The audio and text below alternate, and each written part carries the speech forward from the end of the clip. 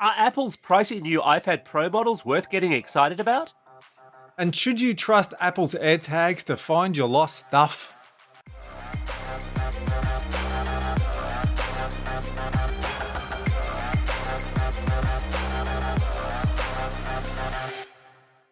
Vertical Hold is proudly brought to you by Aussie Broadband, changing the game with their award-winning network and Australian-based support. Hi there. Welcome back to Vertical Hold Behind the Tech News, the tech podcast where we catch up with Australia's leading sleep-deprived technology journalists to dive into the big tech stories of the week. I'm Adam Turner, probably the person who's most awake for this show compared to everybody else. We were actually all awake at 3 o'clock this morning. I was just feeling unwell. These two had to work, so I'm not sure really who got the raw end of the deal there. I'm joined, as always, by my partner in crime, Alex Kidman. Alex, wake up. Look, Adam, I keep telling you, I am awake. I'm just really annoyed because that damned purple dinosaur with the pink spots keeps running in front of me, singing Barbie Girl endlessly. You can hear him, right? Yeah, sure. I can definitely hear him. Just let me make some calls.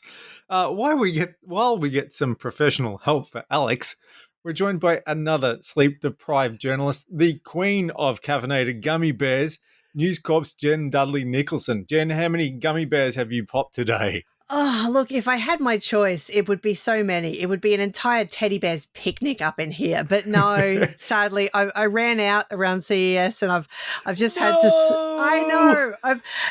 Pro tip, you can get a version of Barocca that has caffeine in it. And I am so vitamined up right now. I have so many B vitamins that my purple dinosaur is running, man, just running. Oh, my gastroenterologist, I think, just had a heart attack even with the mention of those things. And I've had a rough week already, so let's not go there. So it's Apple launch week crazy time, which means we're going to dive straight into it to see what Apple had off to show while, most Australians were asleep. Alex, were your predictions right from last week? Were there new iPad Pros? Yes, there were, Adam. And that wraps up the show. Thank you very much for joining us. Thanks for having me, guys. We're doing the efficiency 5-minute run. It's the style of the time. So, look, this was the headline act of the whole spring-loaded thing. Whatever goes on last for an Apple event is pretty much always the headline act. So, Apple has updated its iPad Pro lines, and the big story is that they've now got the M1 chip, possibly the same M1 chip or part of the M1 chip family. Apple is really hazy about these details, and that's not just the sleep deprivation talking, as you get in like the M1 MacBook Pro and the M1 MacBook Air. Essentially, though, it's all ARM when you kind of boil it down. I mean, Jen, I'm not wrong in saying that iPads have been ARM all the way down, all the way since the original one back in 2010, right? I believe so, but if you look at the specifications, that's not necessarily clear, as you say. Like Apple don't really like to show you under the hood of the iPad so much. And so it's really only when, people start pulling them apart, not me, that we find out, for example, how much RAM is in there and those sorts of things. So we think so. Yeah, they're not big on the technical specifications. They're big on the wonderful, magical, revolutionary pieces of glass marketing speak. But, I mean, the M1 chip, as we've seen in the existing MacBook Pro, it's a nice, fast device. These should be faster iPad Pros, but shouldn't we sort of expect that? They're the newer ones, so they're faster? Is there more to this than just, hey, they've got a faster brain? I'm actually, obviously, every time you get an iPad, it's going to be faster because that's one of their things. It's the best iPad ever. And you can always make that claim because it's always the best iPad ever. I mean, this one, obviously they're talking about more graphic speed, more CPU speed, and that's kind of what we get every time. I was interested to hear what effect that would have on battery life in this one particular, because obviously when the M1 chip was added to the MacBooks that we saw last year, it made a huge difference in terms of battery life. However, they're still talking about all-day battery, and I believe that day only lasts for 10 hours. So it's definitely not a tech journalist's all day, which has so far been going on for a bajillion years. Today has lasted forever. It's true. Look, I think part of the reason that they're not talking about the battery story, though, has to rest on the fact that they've made the jump from 4G in their cellular model to 5G. And certainly my experience, and I suspect yours as well, Jen, with testing 5G phones is as soon as you're using 5G an awful lot, the battery life just drops off a cliff. It does. I think it depends on the area you're in too. Like if you have a nice strong signal, then 5G can be fine. But as soon as it starts searching for them, then you get into massive problems. And that's something that you have absolutely no control over. So you just got to wait and see. I'm most interested though, in terms of these iPads about the screen upgrades, because one of them, just one of the new iPads gets a fantastic new screen. Is it Bob? I bet it's Bob, isn't it? Bob It's the Bob. iPad? Just him? Yeah, it's true. Well, you can't have a Bob each way. Thank you, ladies and gentlemen. Thank you very much. Here till Friday. Try the veal. Now Apple has given this screen upgrade a ridiculous name because that's what Apple does. So it's not Bob, it's the Liquid Retina XDR screen, but it sounds like it's massively bright. So I was writing down specs before this event, and it was going to be 600 nits, and now this one's 1,000 nits. And in this case, nits is a good thing. And I really want to see it because I once bought an iPad 3 just because it had a better screen. I regret that. It was a heavy and terrible device, and it was replaced 6 months later. I really want to see the screen on this one to see how good it is. Am I right in thinking the actual technology here is mini LED? That's what makes it a better screen? You are correct, yes. And that was heavily rumoured before the event as well. So for people who are playing along at home, the way mini LED works is it does a better job than some other screens of breaking up the backlight. So most screens, except for something like an OLED or a plasma, most screens have a backlight. It shines the backlight through the pixels to make a picture. Now, if you've got a consistent backlight, it's very hard to have bright things and dark things on the screen at the same time. So the trick is to break up the backlight into smaller sections, which you can brighten and dim independently. So mini LED, which is now a lot of top shelf televisions as well, does a better job of breaking the backlight into smaller sections. So you've got more fine-grained control over which bits of the screen are bright and which bits are dark. So 10,000 torches instead of like one. Yes, something like that. But it's still not a light for every pixel. So it's still not OLED where every pixel lights up by itself. And it's a bit dodgy sometimes the way they describe mini LED because they might say, oh, it's got 20,000 LED lights in the backlight, but they're not all independently controlled. They might be grouped up. So it's only actually like 2,000 segments or something. So you've got to be a little bit suspicious when they say how many lights it is. You need to know how many segments it is. Well, Jen, you were saying you bought a previous model iPad for a better screen, but it was too heavy. This is the thing that bugs me about this new iPad Pro, because the one thing we should say, it's on one model because it's only the 12.9. It's only the big iPad Pro that gets this. If you buy the new 11-inch iPad Pro, which I'll be honest is my preferred size for the iPad Pro, you get the regular screen, as it were. You only get that fancy-sounding marketing name that's already escaped my sleep-addled brain on the 12.9. Just the plain Liquid Retina, not the Liquid Retina XDR, I believe, if I go back in time to try to remember this from this morning.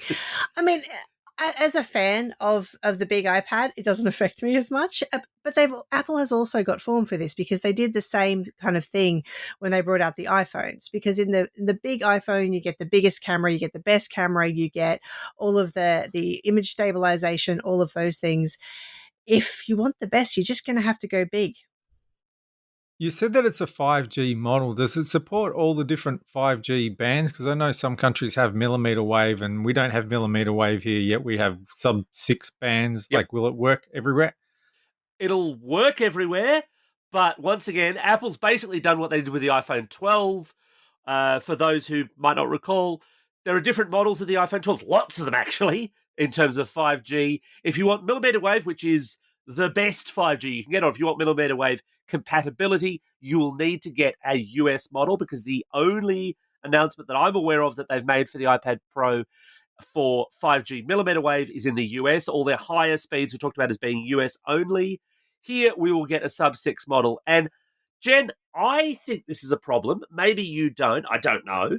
Because it annoys me more with an iPad. I can sort of deal with it with an iPhone where maybe in 2 to 3 years people are changing over, and certainly within a year or so we will have millimeter wave, possibly even this year. But iPads people keep for a lot longer. I think it would have been nicer for Apple to say, no, we will be forward-looking on this one. Everyone can have millimeter wave, even though you might not be able to use it right away. I will be interested to see how much that plays a role for people, though, because when you're talking about, buying a tablet device, and if you want a cellular connection, then obviously you're going to be traveling with it and moving outside your house, hopefully. In that case, I wonder if you're going to buy a 5G plan, because some of these 5G plans actually cost more. Like, for example, Telstra, you have to, buy over a certain amount to get access to the 5G network. So I wonder how much that will play a part for people. But obviously, if you're going to future-proof yourself, then getting the best flavor of 5G is really important. And when you have a look at the top model, because Apple has added more storage, so you can get a 2 terabyte cellular model of this beast, but it's $3,200.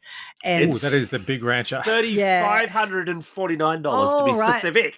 I looked this up.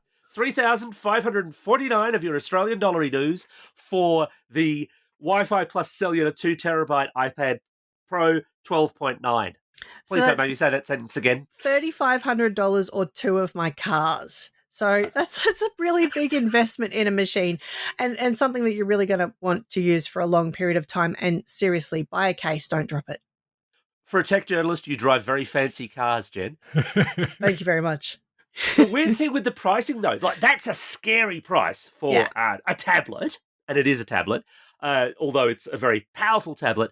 The weird thing, though, is for the other models, not 2 terabytes, so the sizes they already had, they actually dropped the price relative to the 4th gen models they're replacing. In some cases, by hundreds of dollars. They're actually cheaper, which was a real surprise.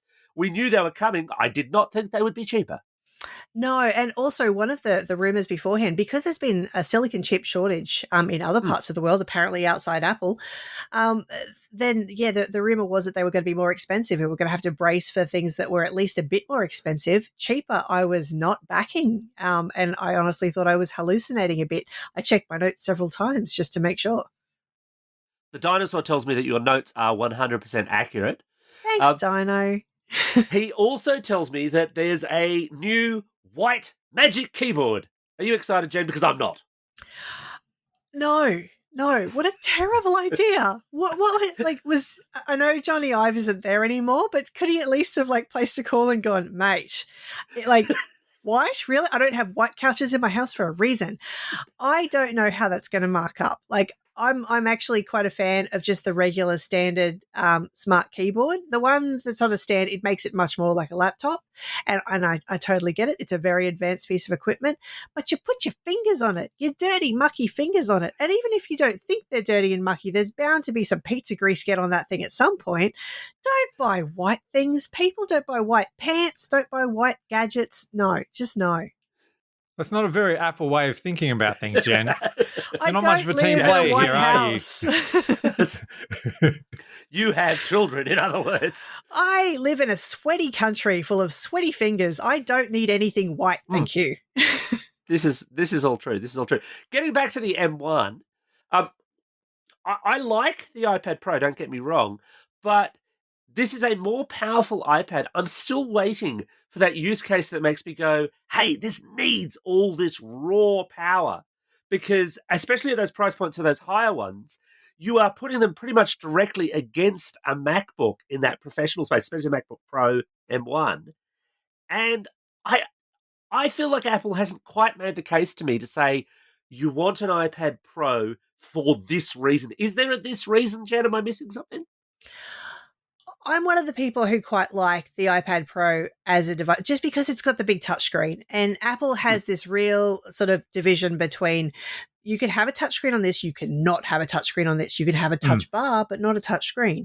And it's kind of an unusual position. However, it's worked for them so far. I'm not going to tell them what to do. So if you were a creative type who not just makes podcasts, but actually, does graphic design, if you want to edit photos with fine detail, you want to grab a pencil, an Apple Pencil that is, and actually be able to, use that in fine detail, use Procreate, those sorts of things, then a really powerful machine makes sense. Because right now, my Lightroom is struggling hard, even though, yes, I'm using it with like a 2-year-old iPad. I can see the case is there for some people to be getting a more powerful machine and even spending a lot more money on a more powerful machine. However, I'm not sure it's there for everyone just yet. Well, speaking of more powerful machines, the other big new M1 story this morning was new M1 iMacs. And it felt like I could hear Johnny Ive spinning in his non-existent grave because these things are massively colourful in a real kind of standout, almost non-Apple way. Jen, are you ready for a rainbow-coloured iMac? All of the flavors of the rainbow were there. I felt like somebody opened a packet of Skittles and just went, "Yeah, I want all of those plus the Smarties, thanks." They're amazing. I've never looked at my iMac and thought, you know what it needs? A different color. Like, it's up against a wall, so I don't really know who'd appreciate that. Some of the colors, like you say, they're full on. It's not Bondi blue. It's like, it's like influencer blue or something. Like someone has put in a feature wall, but on a computer. It's dinosaur sleep-deprived nightmare yellow, let's face it. But no one sees your iMac. On. It's not like your personal tech that you're taking somewhere and it's part of your, fashion identity or whatever. Even when you're talking to someone on your iMac, they can't see the iMac because they're on the other end. So I don't see why it really matters what color it is unless you have the Bondi blue room and everything must match. But of course, then you'd live in a white house and get a white iMac and your problems will be solved. I mean, if you're Mariah Carey and you're putting, Hello Kitty everywhere, then yes, get the pink model. It'll match in with everything. But yeah, I don't know if there was a huge call for this, but I also have kind of a problem with the new iMacs.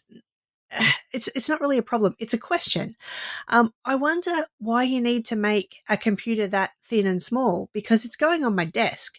And unless you have concerns about the way that I've made the desk or whether I've used enough of the screws that came with it, I don't care how heavy it is. It's on my desk. You only need half. They put in twice as many as you need just so you got some spares, right? Look, so far so good. Look, this was the inevitable way that Apple was going. And I'm with you, Jen. I've used iMacs on and off over the years. And honestly, I thought it was a weird move, although I get it, when they dropped having like optical drives and when they absolutely insisted, right, everyone is just going to love having all the ports around the back where they're really hard to get to. Oh my gosh. And that's what this new iMac is. Everything is sort of hard to get to, with one slightly weird exception, which is the Ethernet port, because there's no Ethernet port on the back of any of the new iMacs, but two out of three of the new models have an Ethernet port on the power brick. Jen, why does an iMac need a power brick in the first place?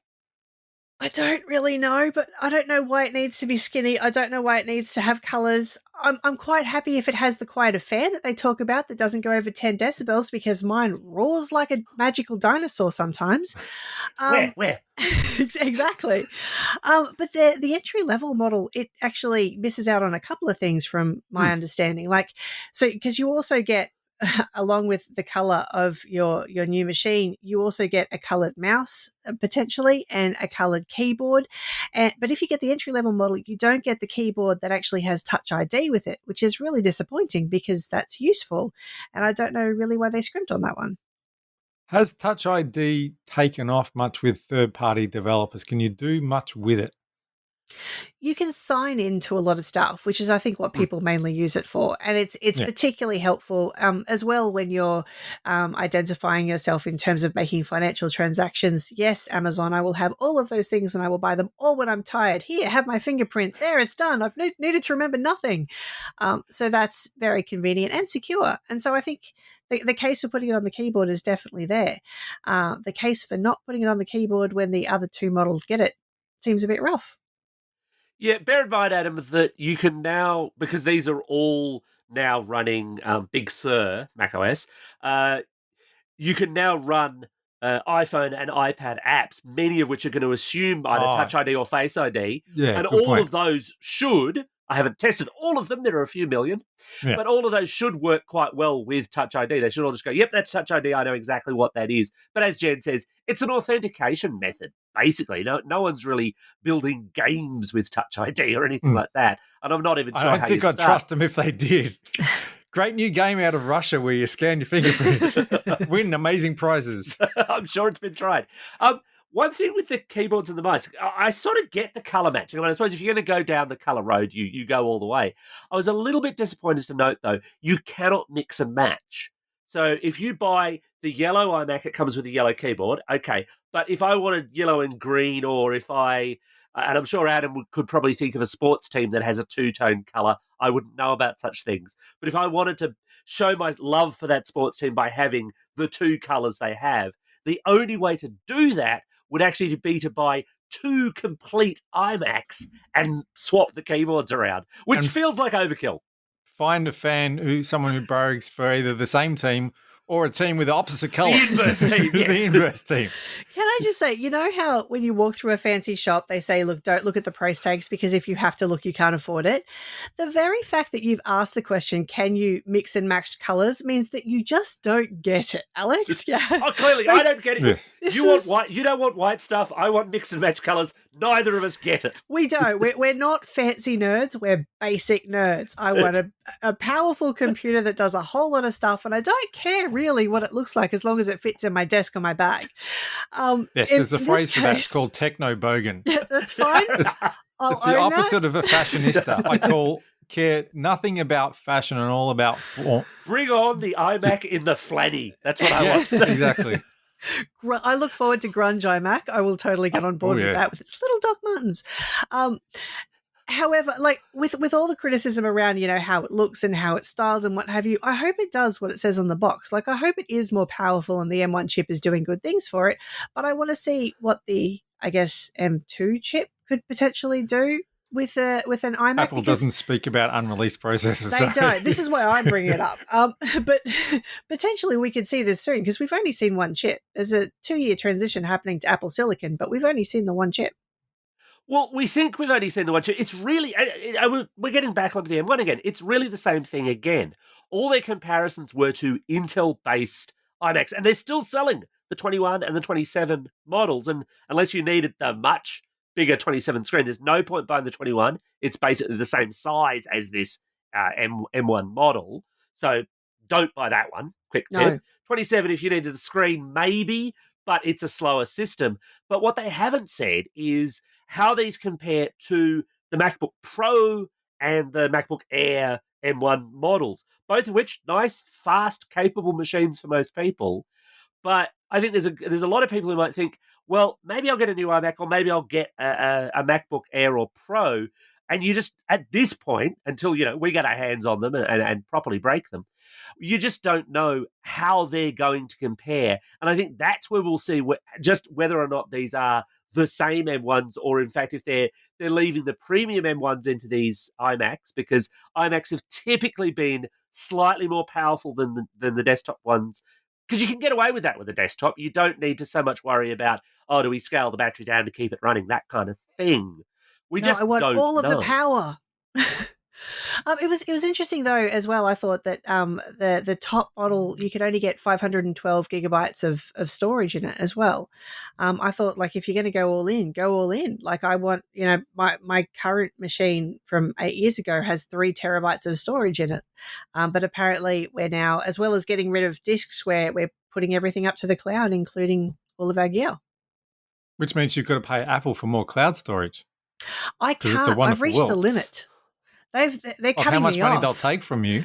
Well, I might need 2 iCloud accounts because I've reached the storage limit, and they're just like, we can't sell you anymore. Go home. You're drunk. You've taken too many photos. Can't serve you. Sorry. That's it. Well, speaking of photos, one of the genuine surprises was that we got a new iPhone. And last week on this very show, I was saying, there won't be a new iPhone. We're completely out of the cycle for a new iPhone. But Jen, I'm getting a little bit too excited here, aren't I? Yeah, it's a Malibu Stacy iPhone. Yeah, it's a phone with a new hat on. Purple. Who saw purple? Who predicted purple? I mean, apart from Prince and obviously, RIP. Who knew that we were just going to get a purple Tour Edition iPhone 6 months after it's launched? I want to know who's buying them, and I want to know why. I know who's going to buy one. My wife. She will be. She loves purple's her favorite color. and we're probably due for new iPhones this year. So when she hears purple, she'll be like, yeah, shut up and take my money. So they might only sell one, but if they only sell one, we know where it went. I want to talk to her about the iMac because it also comes in purple and you can mix and match this whole business. Well, I think it actually looks quite nice. The weird thing with it, though, is it's only the iPhone Mini, iPhone 12 Mini and the iPhone 12. It's not the iPhone 12 Pro or the Pro Max. Now, the Pro Max, I can sort of get it's meant to be the professional. You're meant to look a bit less kind of fun, I suppose. But the 12 and the 12 Pro, that's the same phone body. Why can't they make a 12 Pro in purple? I don't get it. Call me cynical because that's kind of my job, but wasn't the Mini not selling that well? So I wondered if it was kind of a purple ruse to get the Mini selling again, which certain people will really like because they really like a small phone, but it just didn't sell that well because everybody really wanted to go back to it. The battery life was awful. The battery life's all because everything's small. It's tiny. Yeah, sure. Like, our fingers didn't shrink down to size for this stupid phone. I mean, no, for this perfectly reasonable small size phone. However, I don't know if purple's going to be able to save it. I don't know if purple really is the new rose gold. I've heard it's a great dinosaur colour. You've heard that from the dinosaurs. I don't think they're legitimate sources. I think they're giving me bad advice because they're also telling me to invest in Tile shares. Now, after today, that might seem like a bad idea. Why shouldn't I trust the dinosaurs on this one? You should not buy Apple Macs that don't have recent chips in it, and you should not buy competitors, apparently, to AirTags, because we have AirTags now. Apple's come to the rescue, and it's going to save us from losing the remote control and our keys and all of our things by bringing out tiny little buttons that you have to put inside tiny little handbag things, and you have to carry them around with you to identify where all of your stuff is all of the time. I'm making fun of it, but it could actually be really useful. And I know, for example, I bought my dad some tiles for his last birthday, and he found them really handy. So I'm mocking them, but it's because I love them. If Apple wants to steal ideas from people, why can't it steal Tile's idea of actually having a loop on the thing so you can string something on it? This stupid Apple tag is just a round disc. There's no way to attach it to anything unless you go out and spend more money for an Apple or a third-party little, keychain taggy thing to put it in to hang it off stuff, which is great news if you sell Apple accessories, but not so great news for everybody else. But then, Adam, you can lose it more easily. There's a classic goodies episode featuring an entertainer whose name I won't go into right now because he's a bit out of fashion and favour for terrible various reasons. When a balloon, when it bursts, you have to buy your kid another one. The AirTag, when you lose it because it's round and it rolls away, you have to buy another one, and that's another $45 down the drain. And Tim Cook is even happier and has more money on his Apple card. Jen, am I crazy? Does this thing need a loop on it? Look, we live in an Apple world here. We're talking about Apple stuff, and do you know that they released like the Hermes version as well? So you can spend $500 on a tiny little handbag for your tiny little button. And I think that's amazing. And $500, that only gets you the entry-level model. It goes up in price from there. Does it come with a tiny little chihuahua as well? Yeah, there are other words than amazing that come to mind here. But the fashion world is a beast unto itself, I think. Look, I think we've established that we're not really in the market for Hermes little handbags for our Apple tags. I will say that in some cases you won't necessarily need to put it in its own tiny little handbag. Like you could slip this into a pocket of a camera bag, for example, and then use that to track it. You could just put this in, your wallet, for example, and you won't need to give it its own little carry case. However, in most cases, people are going to put it on their keys. They're going to need something. It's nice to see that third parties are already coming out with some of these things. So Belkin came out day one, ridiculous AM, while the dinosaurs were still running around in our heads, and said, look, we'll do you a version for $20, which is quite good. I'd like to see the same people who were sewing masks around Australia during this pandemic. I'd like to see them all come out, get out their sewing machines and put together little pouches that we can carry around our circles in. $20 sounds reasonable, but that's half the price of the AirTag for a bit of plastic. It's true, but I mean, your other option is make it into a badge and pin it on yourself, or get one of those suction caps. I want to see the homemade versions. I want to go to Etsy for my AirTag accessories. Can I swallow the AirTag so that I keep it secure forever? Well, at least 12 hours. It was interesting no. Last week, I think it was, Apple announced that its Find My app, which is the app you use on an iGadget when you want to see where all your other iGadgets are, is opening up to third-party support. And Belkin was, I think there's some Belkin headphones and a few other bits and pieces. If you lose these things, they will show up in the app. And then a week later, Apple announces its own AirTags. So is that a bit weird and out of order? I would have thought that Apple would announce the AirTags Embrace, first one. extend, one of us. But I thought the way to do it was announce AirTags, get everybody to buy AirTags, and then say, oh, by the way, it will now work with other stuff. I'm surprised they said it will work with other stuff first. I'm not that surprised because, again, with the cynicism. So Apple's facing... I thought I was being cynical. So you're saying I'm not being cynical enough. Let's all be cynical together. This is realistic. Right. So the true cynics call themselves realists. Apple is facing some legal challenges in the US around sort of not playing well with others. And so potentially, if it proved ahead of time, before it even released AirTags, that it was willing to play well with others, and then it showed you its shiny new product a week later, maybe then it was ready to play with others the entire time. So it didn't exactly give all of these other companies a huge lead on sort of jumping into their ecosystem before it said, oh, and we've got this amazing new device that you can put in an Hermes handbag. But it did say, we're willing to not be anti-competitive. You can't point your finger at us. There's actually, that has merit because Apple has a long history of not playing well with others. So I can see why they might choose to do that. If they felt that this was the fight that regulators wanted to pick with them, if they felt the regulators were looking at this one going, right, we're going to get Apple on this one. See, I honestly just think it is more an embrace and extend market strategy. They're coming to market later than Tile. And other, actually, I should say, other third-party tracking gadget devices are available. Samsung has one. They don't sell it in Australia, but they've got a variant of it. And there's other, in fact, there's some really, really cheap ones. There's some slightly better ones. There's a whole ecosystem of these things. But and Apple does have some advantages with having Find My out there. So it'll use this. The AirTags use Bluetooth when you're nearby, but otherwise it uses Find My when you're not, because it's actually, if I lose my AirTag near Jen, her iPhone will see my AirTag. It's got some advantages there, but it's still a late comer to market. Bringing everyone else in and bringing in people who then might, of course, license AirTags or pay Apple a little bit of money, that's not going to hurt the bank balance either. I think that's the winning strategy. That's where they're looking at, less so than the legal side, but I'm sure that doesn't hurt either. But speaking of the tracking, Jen, why should, I sort of know the answer to this, but why should I pay Apple $45 for Apple to track me? Why should you do anything at this point? Why should you still be awake, Alex? Because the dinosaurs won't stop singing. We covered that.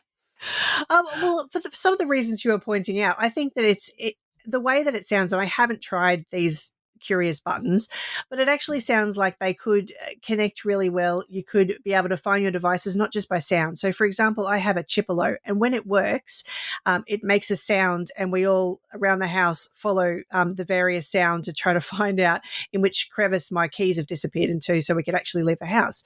And so potentially this device from Apple is so smart that it will actually point you in the direction. It will give you literally an arrow on the screen and tell you, no, warmer, colder, this way, right, left, down. It's inside your couch. You're never going to get it out. Just like live at home forever. So that's one of the reasons why you'd potentially buy an Apple tracker over somebody else. And also there's that whole privacy thing that Apple tries to promote over some other companies, sounds like Facebook, where, they'll actually take your information and sell it to somebody else. Apple's not that keen on that because they've already sold you all of these other purple things. So, to my understanding, I could be wrong, and like you, I've not had a chance to throw some AirTags up in the air and see how well they bounce. If I find your AirTag, I can tap on it and get whatever contact information you've chosen to make public. But how do they protect? Do we know how they protect against, for example, if I am creepy stalker dude I drop an AirTag into your purse or handbag while you're at the bar and then follow you home. How do they stop that? I think it's Not that really I'm planning to do this. I hasten to add. This is That's hypothetical. $50 is a big investment, but yeah, I get what you mean. I think that Apple's really put some thought into this, and in a way that only Apple could, because I guess you could put a tile or something on somebody else, and I've never thought of this before, but I don't recommend it also. But No. Apple is saying, like, if it's not connected to the original phone, then it will make a noise after a period of time, and so you'll become aware that there's a ticking something on your person somewhere and you should check it out. And even with your drunk, you can work out if there's something beeping on your person. And possibly just run. And possibly. It's following me. Wherever I go, I can hear it. It's the dinosaur. And I think that, I mean, particularly in the times that we're living through in Australia right now, that's a very reassuring addition to make. And I think that it shows that Apple's really paid some attention here. Okay, Adam, I know you're a man who's very keen on TV. And again, we discussed this last week. Apple did bring out an update to the Apple TV. That's the set-top box. Confusingly, it's still called the Apple 4K TV. That's never going to go wrong for anyone ever when they're selling a second-hand one. But what's new and exciting here? Well, as far as I can see, there's only two real big changes with it. One of it is that it's got the A12 Bionic chip in it. This gives it a bit more grunt under the bonnet. Now, the Apple TV 4K already did HDR and already did Dolby Vision, which gives you more detail on the brightest and darkest bits of the screen. But thanks to this new chip, it can do that with a high frame rate. So up to, we'll say, 120 frames or more, which you're starting to get content that has the high frame rate that looks a lot smoother.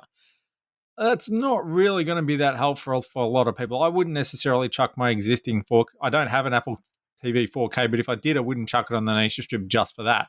The other thing is they've finally given it a decent remote. They've gone back to the old style of remotes and got rid of that crappy, annoying remote where the top third of it is just like a touchpad.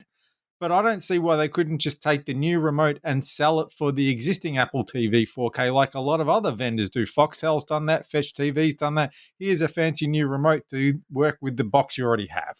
Because they wouldn't make enough money that way, Adam. It's all about the money. I keep Follow the money. that. Follow the money. But to get back to the high frame rate, just really quickly, because I do agree with you with the remote, and we'll get back to that as well.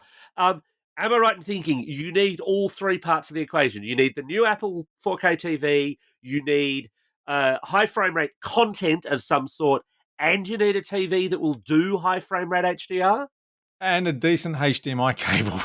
So yes, all four parts of the puzzle. And right now, off the top of my head, I can't think of anywhere where you could get that kind of content. Perhaps if you've shot it yourself, you might have a device that will shoot. But if you're, studio content, I don't think that, for example, Netflix streams in 120 frames per second or anything like that I've heard of so far. I believe so. Maybe we're going to get the video equivalent of Tidal that's all about super high res video. But at the moment, I do not think you're really going to be making the most of that. But again, like you said, you might replace your phone every couple of years. Apple TV 4K, you might want to get a bit longer out of it. Who's to say in 3, 4, 5 years what Apple, Disney, whichever new streaming service comes along might be offering. So over time, it might become more useful. Jen, they also showed off a weird calibration thing that you can do with an iPhone and the Apple TV. Why do I want to calibrate my TV with my iPhone? I don't know. Nobody asked for this. I don't know why it sort of came up. But again, like maybe you're future proofing.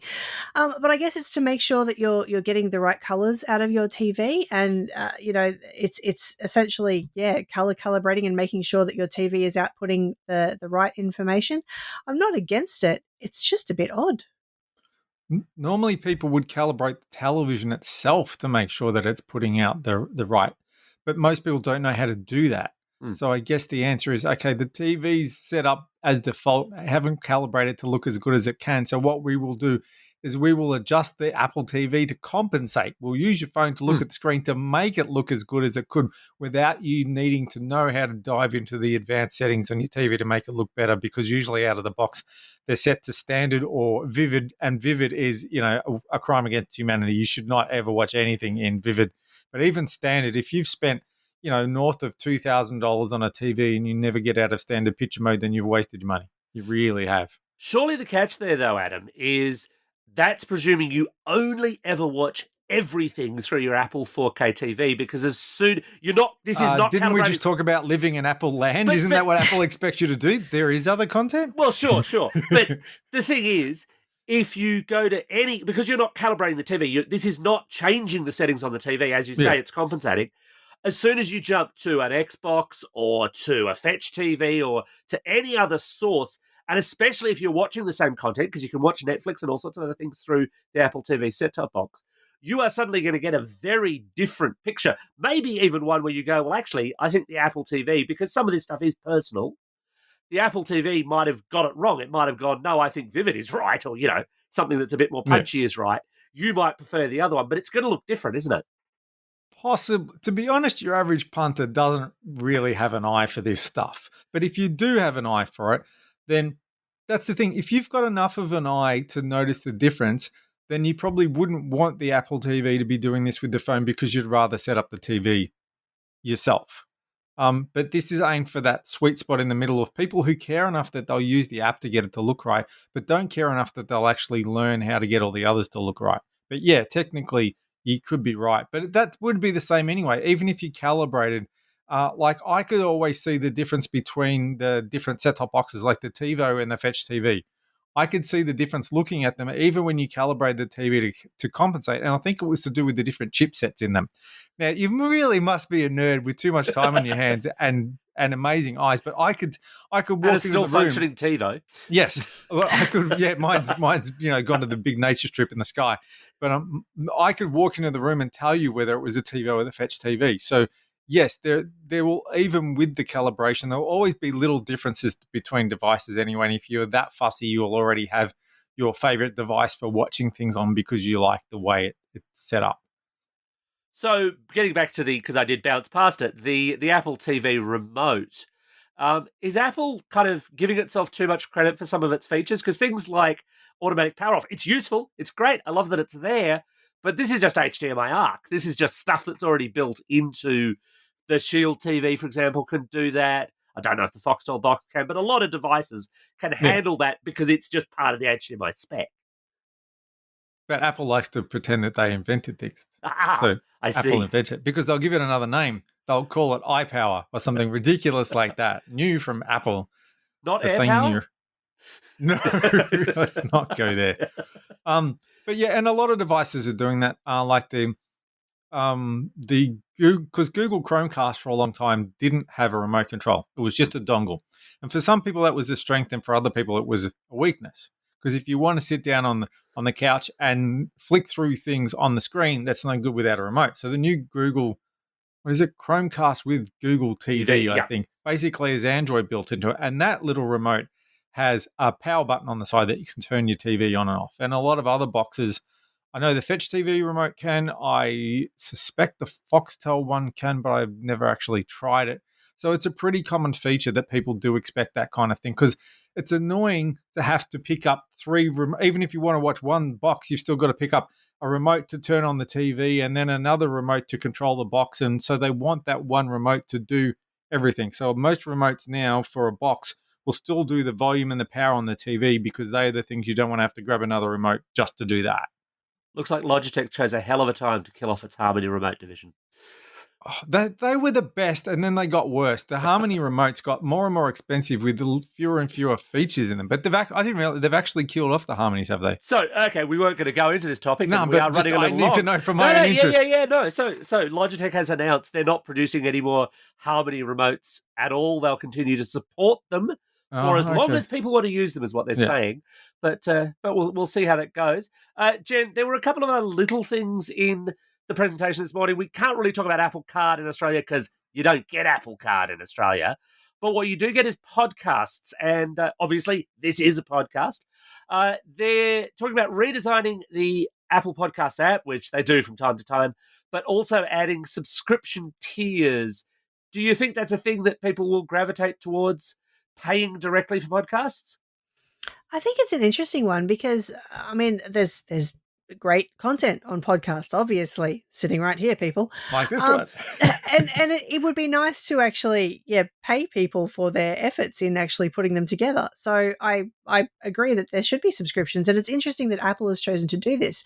However, I have seen a lot of criticism around today just about Apple's also deciding to take 30% of the amount that they actually... Apple. the amount the subscribers pay, and maybe 15% the year after. Plus, you also have to pay in order to be on the platform in the first place. So, yay! But also yay! So, I like the idea of creators getting paid for producing content because it's kind of my thing. I'm interested to see where this goes. Yeah, well, look, I mean, our intent here is to remain free to people, but obviously, if anyone wants to buy us a drink and not drop an AirTag into our handbags, then that would be a good thing. I also wonder, though, what that's going to do to that mix of discovery, because Apple's podcast is very, very powerful in this space. There's a lot of power that they have. People go to them to look up new things. They did say they're going to have some new discovery features. My inner cynic says, if I'm not paying Apple to be a subscription thing, am I going to appear at all? I think that you could be okay, because at the same time, lots of people will still go to that app when they don't want to pay. And so, yes, even if they're pushing subscription podcasts, I think they still have to have a level of free stuff in order for people to keep coming back. People are kind of ferrets for this kind of thing where, oh, yeah, no, those are the top apps. Brilliant. Where are the free ones? So I think that there will always be a market for free podcasts as well. Well, that just about wraps up another episode of Vertical Hold. Thanks to Jen for making a considerable chunk of time on a considerably long day to make time for this week's show. Thank you very much. Thank you and your dinosaurs. Well, what my dinosaurs are dying to know, and what the people want to know, of course, is the 3 key Vertical Hold questions. It's time for the quickfire quiz round. Oh, hard quiz champion. Oh, dear. Where can people find your work online? Where can they find your social media online? And the critical question, which sci-fi TV show is the all-time greatest? These are hard questions. I don't even know my name right now, but I'm pretty sure that you can find all of my stuff on the various News Corp mastheads and news.com.au and the Courier Mail and Daily Telly and Herald Sun websites and all those sorts of places. You can find me at Jen Dudley on Twitter, where I'm generally ranting about this sort of stuff. As for the greatest sci-fi TV show, that's hardcore. I mean, I do like a bit of Red Dwarf. I could go with that. Yeah. Oh, nice pick. Respect. Nice pick. And it Early seasons, though, not the latest stuff. Oh, the latest stuff was terrible. No. It fits Classic beautifully with our Tech Bogan theme for this week as well, because Lister's a total slob. Perfect. He's our hero. Also, possibly Rimmer. That's a bit sadder, though. And as always, you can catch us online at Vertical Hold AU on Twitter, at verticalhold.com.au on the web, or via the Vertical Hold Facebook page. And thanks everyone for listening again. Don't forget to tell your friends about us. Leave us a review on your podcasting platform of choice to help us spread the good word and get bigger and better in 2021.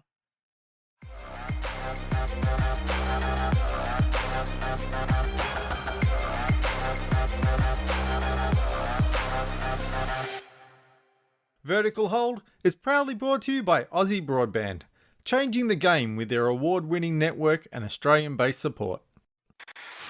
And should you trust Apple's AirTags to keep your lost things safe? No, hang on. Do you want to keep lost stuff safe, or do you want to find your lost stuff? Recover your lost stuff. Recover your lost stuff. I wrote this in a blur. I'm going to go with fine. Sure.